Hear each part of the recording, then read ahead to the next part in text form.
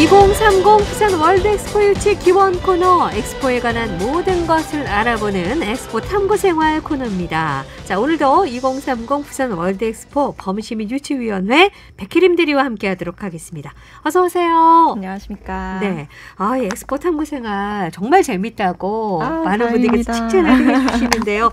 오늘 어떤 얘기 준비하셨나요? 네, 오늘은 우리 삶에 많은 변화를 가져온 과학 발명품과 엑스포에 대해 이야기해볼까 합니다. 저희 다른 주제를 이야기하면서 종종 언급되기도 했었는데요. 네네. 혹시 기억나는 과학 발명품 있으신가요? 있죠. 여러 가지 또 말씀을 해주셨는데 네. 일단 그 수정공 엑스포에서 네네. 수세식 화장실이 그때 그렇죠. 처음 있어가지고 네. 이제 돈 받으면서 화장실 갔었다는 맞습니다. 그거 기억나고요. 그리고 샌프란시스코 엑스포 그 장거리 전화 통화 말씀하셨잖아요. 네. 노래도 장거리 전화 맞습니다. 연회하는 노래도 들었었는데 역시 네. 많이 기억하고 계시는 것 같아요. 너무 재밌었어요. 네. 저희 말씀해주신 샌프란시스코 엑스포는 1915년 개최되었었는데 이 샌프란시스코 엑스포의 장거리 전화통화가 있기 전에 네. 1876년 필라델피아 엑스포에서 세상 최초로 이제 전화기가 등장하기 시작합니다. 네네.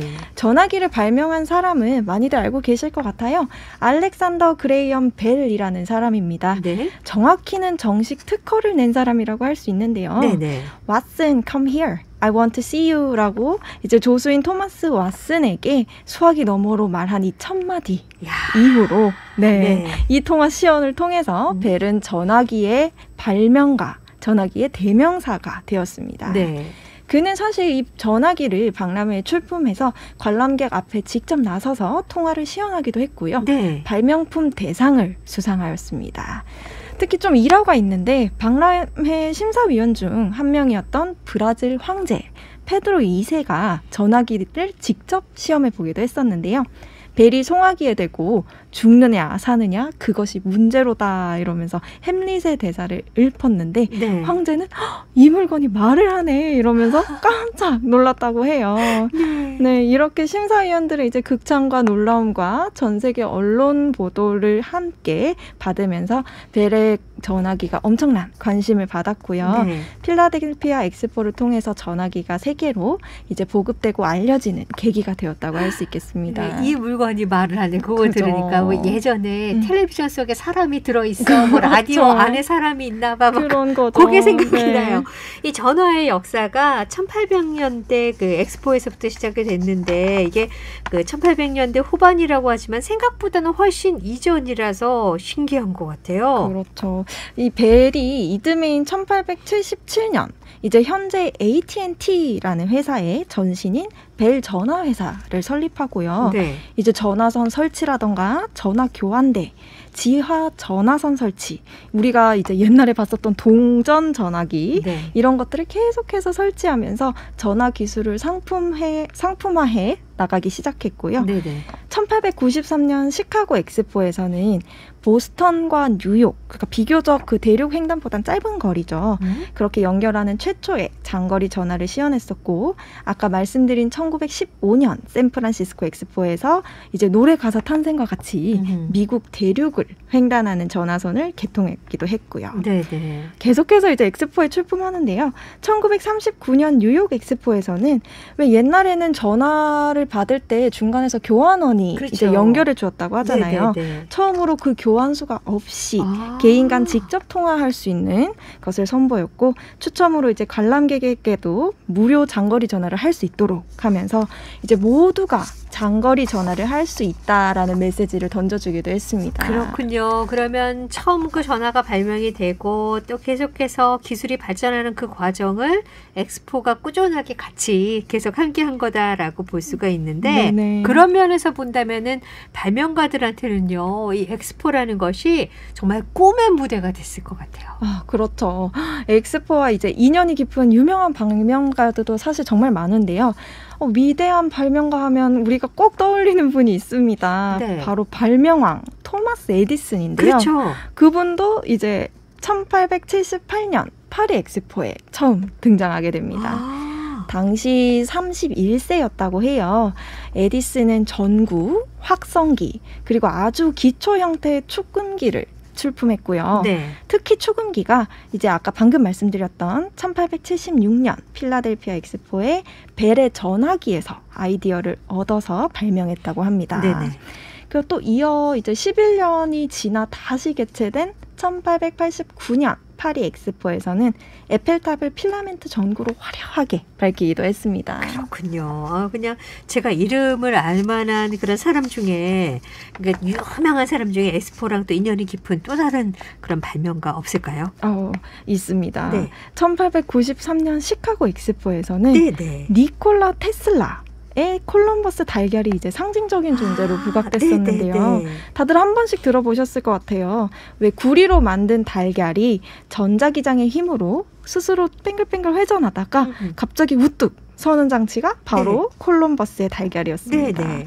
이제 현재에 와서는 이제 동시대에 이제 발명왕 중에 에디슨을 능가하는 천재로 인정받기 시작했는데요. 네. 이 테슬라는 이제 전기공학에 관심이 깊어서 에디슨의 유럽 지사 회사의 전기 기술자로 근무하다가 이제 이 뛰어난 천재성이 눈에 띄었는지 미국으로 이주해서 에디슨의 조수로 일했습니다. 그래요. 요즘 뭐 최근 화제가 됐던 그 전기차 회사도 그렇죠. 니콜라 테슬라 이름을 따서 만들었다고 맞습니다. 알고 있거든요. 네네. 에디슨하고 테슬라 참 라이벌 관계로 많이 언급이 되는데, 에디슨의 조수로 또 테슬라가 일을 했다고 하니까 둘의 인연이라는 것이 생각보다 아주 깊네요.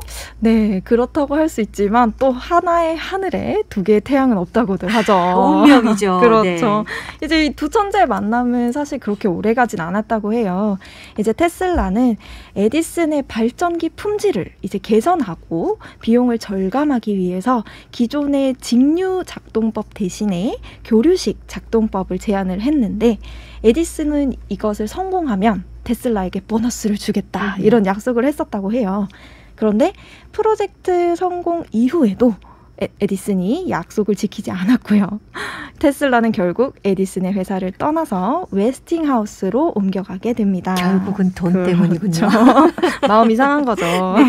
이제 그렇게 해서 시작된 게 일명 전류전쟁이라고 하는데요. 1894년 시카고 엑스포에서는 당시 가장 주목받았던 것 중 하나가 전기 기술이었어요.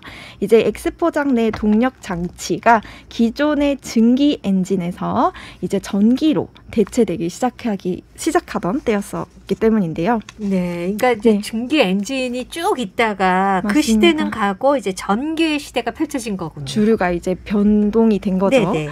그래서 이제 여기서 엑스포장 조명에 대한 입찰이 있었는데 에디슨과 테슬라가 각각 직류와 교류 방식 전기 시스템의 우수성을 주장하면서 참가하게 되었고요. 결과는 이제 지금 우리가 많이 쓰고 있죠.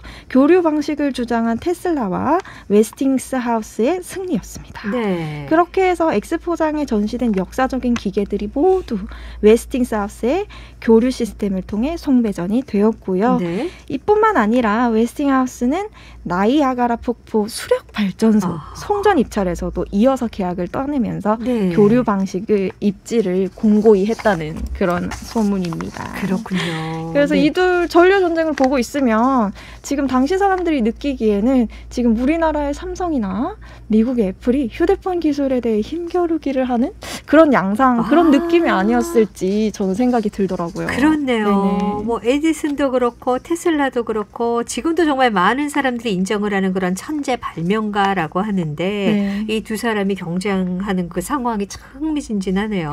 네. 그 여기서 이제 에디슨과 테슬라 두 사람만을 좀 더 살펴보면 이제 테슬라는 비교적 아이디어를 개발하고 발명하는 데 몰두했다고 하면 에디슨은 이 발명한 발명품을 상업화시키는데 천부적이었다고 해요.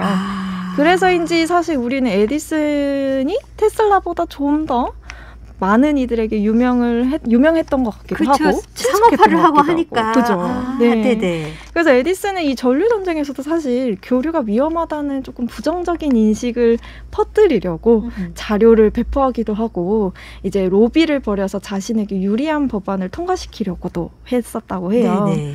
그렇지만 이런 에디슨의 이제 공작과 방해에도 교류 방식의 시스템은 차츰 인정받아서 시카고 엑스포 조명과 나이아가라 폭포의 입찰 모두를 거머쥐었다고 볼 수 있겠습니다. 그렇군요. 참 재밌어요. 매주 엑스포 얘기 들으면서 느끼는 거지만 네.